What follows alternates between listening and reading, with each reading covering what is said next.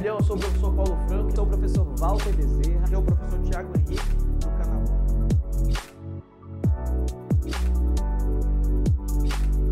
Olá pessoal, sejam bem-vindos aí à nossa aula da Física Upper. O papo de hoje é sobre eletrodinâmica. E dentro da eletrodinâmica vamos falar de associação de resistores ômicos.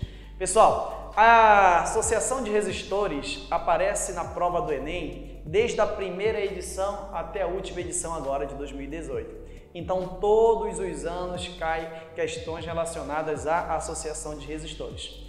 Então, agora nós vamos desvendar todos os mistérios e aprender todas as características desse tipo de associação.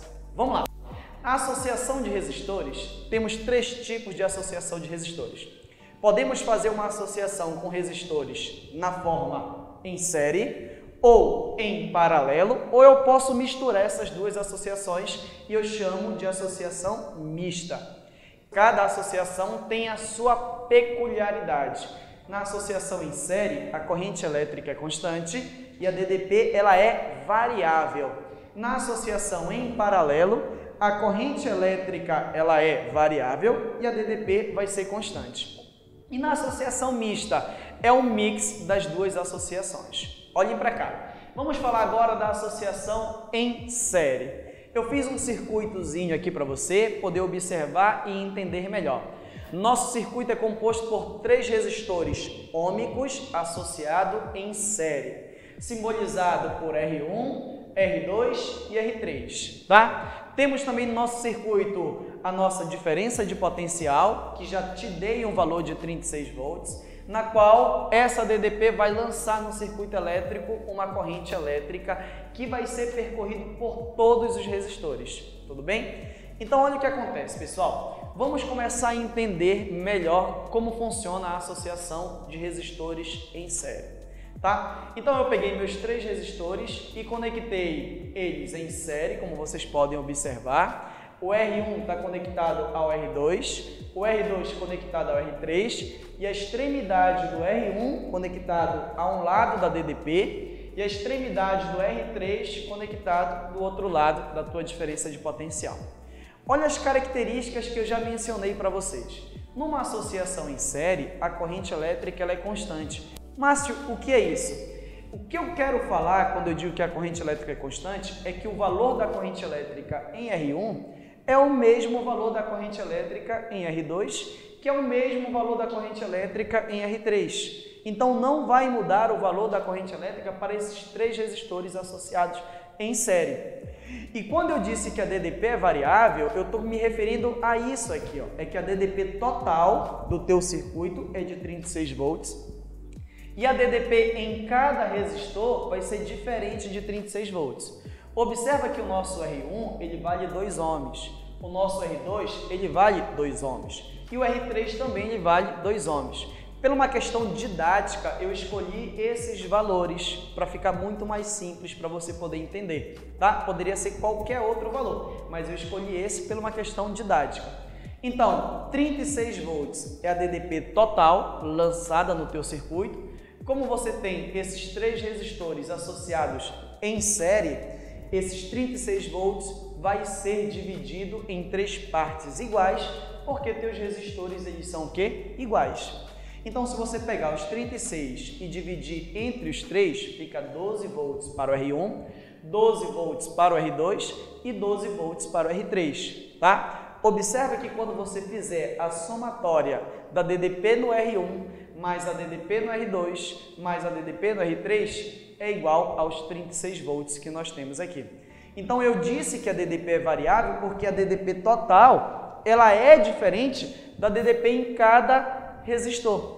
Professor, e se eu tivesse dois resistores? Se você tivesse dois resistores, esses 36 iriam se dividir em dois resistores, tá? A metade.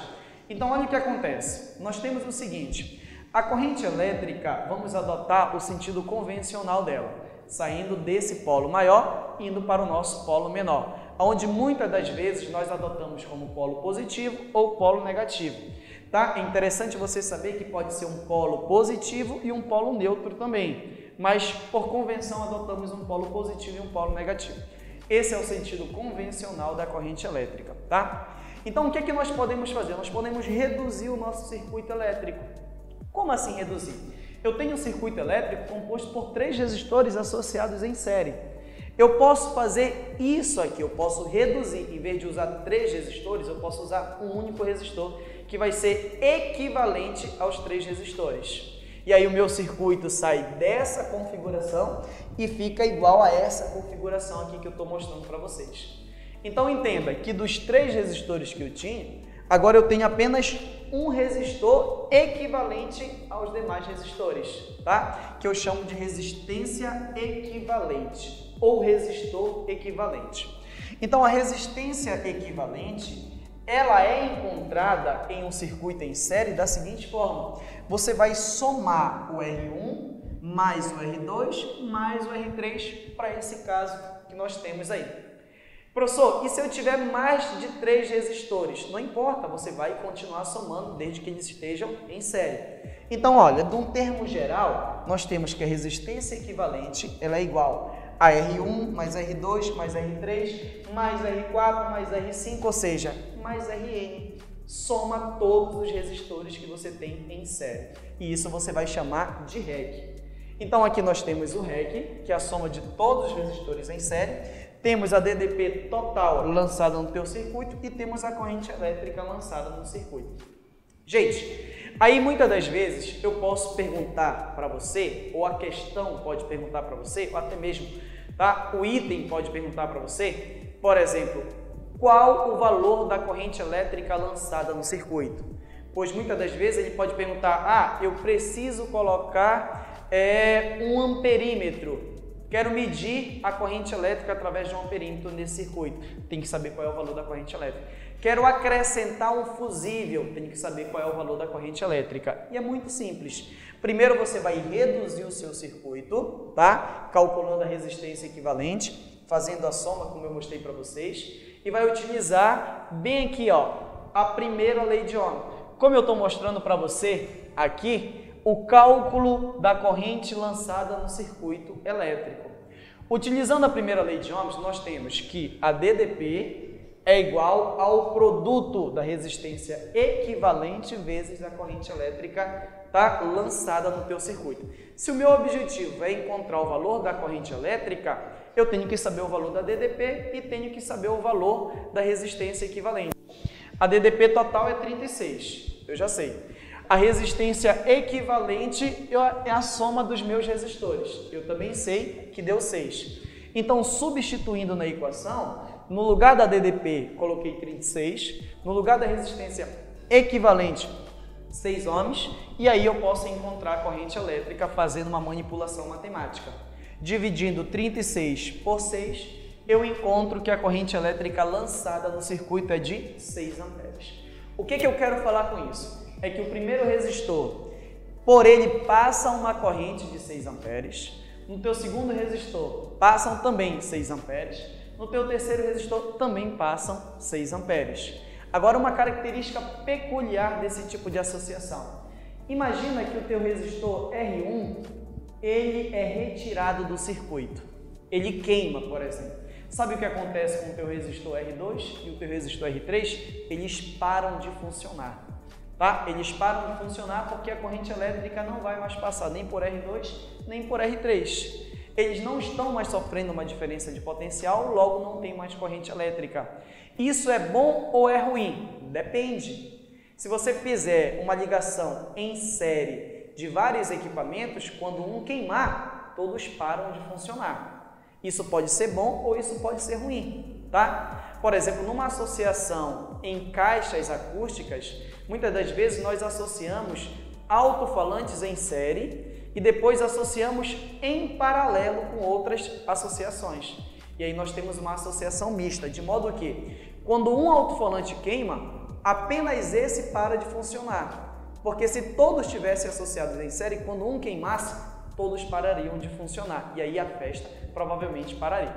Então olha o que acontece, gente. Outra característica importante é que a potência desse aparelho também vai diminuir. Porque muitas das vezes o fabricante ele te dá uma noção de potência relacionada à diferença de potencial que você vai ligar. Por exemplo, quando você compra uma lâmpada, lá vem dizendo qual DDP tem que ser ligada, tá? E qual a potência que ela vai te fornecer. Por exemplo, uma lâmpada tem que ser ligada em 127 volts e ela te dá 100 watts de potência. Se você não ligar em 127 volts, ela não vai te dar 100 watts de potência. Se você ligar numa DDP menor, vai te dar uma DDP menor. Se você ligar numa DDP maior, ela vai te dar uma DDP maior. Então, olha o que acontece. Imagina que o fabricante disse que o R1 tinha que ser submetido a uma DDP de 36 volts. Mas eu peguei o R1 e associei com os demais resistores, tá? Em série, e ele recebe apenas 12 volts. Se era para ele receber 36 e ele recebe 12, a potência dele vai diminuir. Tranquilo? Então, olha só recapitulando para você.